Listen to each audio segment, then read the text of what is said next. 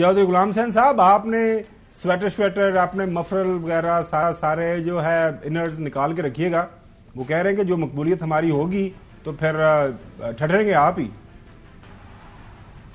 नहीं, जो मर्जी है जी, हर एक का दावा है अपनी जगह, लेकिन अगर इतने ही ये पॉपुलर हो, इतनी इनकी ताकत हो, इतना ही इनके साथ अवाम हो, तो आज सारे मुल्क से आवाजें ना आ रही हो।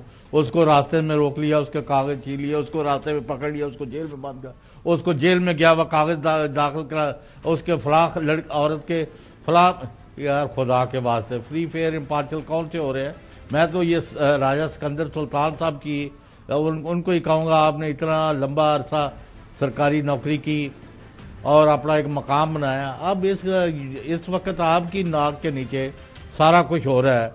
और आज किसी ने इनको सेक्रेटरी के इलेक्शन कमीशन को कहा कि भाई ये क्या हो रहा है कि जी हम इसका एक्शन ले रहे हैं। तो आज वजीराबाद में डीसी जो थे उनको तो मेरा ख्याल हटाया है, लेकिन इससे काफी नहीं है। It is too little too late. अच्छा, ना सिर्फ इलेक्शन साफ शफाफ होने चाहिए बल्कि नजर आना चाहिए, और ये पकड़ दकड़ बंद कराएं तो फिर जाएं, आप भी जुलूस निकालें, दूसरे भी निकालें। अवाम तुम्हारा जुलूस निकालने को बैठे हुए हैं, माफ करना। शेख रशीद साहब की आज मुलाकात हुई है चौधरी परवेज लाई साहब से, तो वो बड़े खुश नजर आए कि मुझे पीटीआई की हमायत है अपने 2 हलकों के अंदर।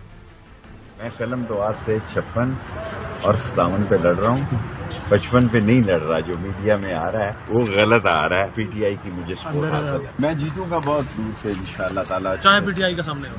अल्लाह ना करे किसी का हो। इमरान खान के लिए उसके चिल्ला मैंने काटा, मैंने जितनी कुर्बानी दी, पहले भी मैंने कैद काटी, मैंने उसके खिलाफ कभी कोई तहरीर नहीं दी, किसी को मैंने 164 का बयान नहीं दिया, कोई उसके खिलाफ बात नहीं की। मैं अपनी जगह पे डटा हुआ हूं, मैं नस्ली हूं, असली हूं। पिंडी वाला लोग जानना चाहते हैं कि हसन अयूब का क्या तज्जिया असेसमेंट है शेख रशीद के 2 हलकों के हवाले से। शेख रशीद साहब ना सिर्फ हारेंगे, बुरे तरीके से हारेंगे।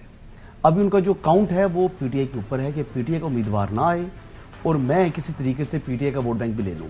अगर पीटीआई के वोट बैंक को करें ना साइड पर, और शेख साहब अपनी वोटों से आए, कहते हैं ना अपने खोड़ा न खड़े, तो इनके पास इनकी जमानत भी शायद जब्त हो जाए। शेख साहब ने यानी कुछ काम कराए तरक्याती काम, लेकिन देखिए जो शहर का वोट है ना, वो जो मतलब सही जो अंदरून शहर है, यानी जो इनकी हल्का है, कॉन्स्टिट्यूंसी है, दोनों देख लें तो इनका मुकाबला एक पर हनीफ अब्बासी साहब हैं और दूसरे पर अभी डिसाइड नहीं हुआ कि दानियाल साहब हैं, दानियाल चौधरी हैं या वो क्या नाम है सजाद खान। पीटीआई की मदद मिल रही है इनको कि नहीं? मेरा नहीं ख्याल कि इनको पीटीआई की मदद मिलेगी, क्योंकि पीटीआई के बहुत से लोग हैं जो रावलपिंडी की पीटीआई है वो बहुत पहले से शेख रशीद साहब को इंतहाई नापसंद करती है, यानी उनको पसंद नहीं करती। और इनको अगर ये इलेक्शन लड़ेंगे तो पीटीआई की सपोर्ट से नहीं लड़ेंगे। लेकिन मैं एक बात करना चाह रहा था, चौधरी साहब बात कर रहे थे, तो मैं वो कहते हैं ना, वो इन्होंने एक नारा बनाया हुआ था कि मियां जदू आवेगा तो लग पता जाएगा। तो बात यह है कि अभी तो इलेक्शन मुहिम का आगाज नहीं हुआ, तो मैं तो यानी रावलपिंडी और गिरदनवा में मैं तो हल्कों में यानी मेरा जो है ना वो सर्वेज वगैरह चल रहे हैं। मैनू पता लग गया, मैंने तो पहले तो पता लग गया। तो कायद बना लिया ना आपने, तो आपने कायद बना लिया, मैंने कायद नहीं बनाया, चौधरी साहब ने भी कायद नहीं बनाया। लेकिन बात यह है कि नवाज शरीफ साहब के आने के बाद मुस्लिम लीग नवाज की पोजीशन बहुत बेहतर हुई है। और जहां तक सवाल है कि जो 8 फरवरी को इंतखाबात के हवाले से, तो अभी जो 1 महीना है ना जनवरी वाला, उस जनवरी वाले महीने में सियासत में बहुत बड़ा टाइम है ये। और आप देखिएगा कि जो ग्राफ अभी आपको शायद अगर एट पार नजर आ रहा है। सदर पाकिस्तान तहरीक इंसाफ चौधरी परवेज लाई साहब, आज उनकी पेशी थी, उस दौरान उन्होंने मीडिया से बात की, क्या फरमाया उन्होंने? 3 जगह से एमएनए का, 3 जगह से एमपीए का, सारी जगह पे लड़ रहे हैं। फील्ड ही को नहीं, लेवल क्या करना है। याद रखना मेरी बात, ये इलेक्शन अगर किसी ने फेयर एंड फ्री ना होने दिया तो ये इतना बड़ा मुल्क के अंदर टर्मोइल आएगा कि लोग सारी तारीख को भूल जाएंगे। इलेक्शन होने दें और बुनियाद रखें अच्छी सोच की, अच्छे काम की, और इसमें फ्यूचर है गरीब अवाम का।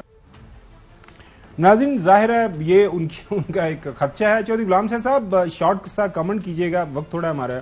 चौधरी साहब जो बात कर रहे हैं, आपका क्या ख्याल है? नहीं, ये मुनासिब तो यही है कि भाई सबको मौके दें और जो जीते उसको हुकूमत बनाने दें।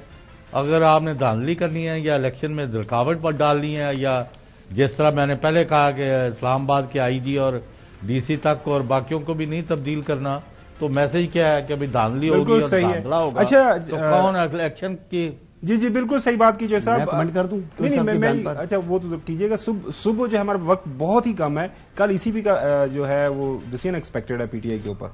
मैं तो पहले भी कह रहा था 50-50 है, लेकिन चौधरी परवेज अलाई साहब को एक जो बात सबसे अहम और याद रखनी चाहिए, वो बात यह है कि रावी इस वक्त भी चैन ही चैन लिख रहा है।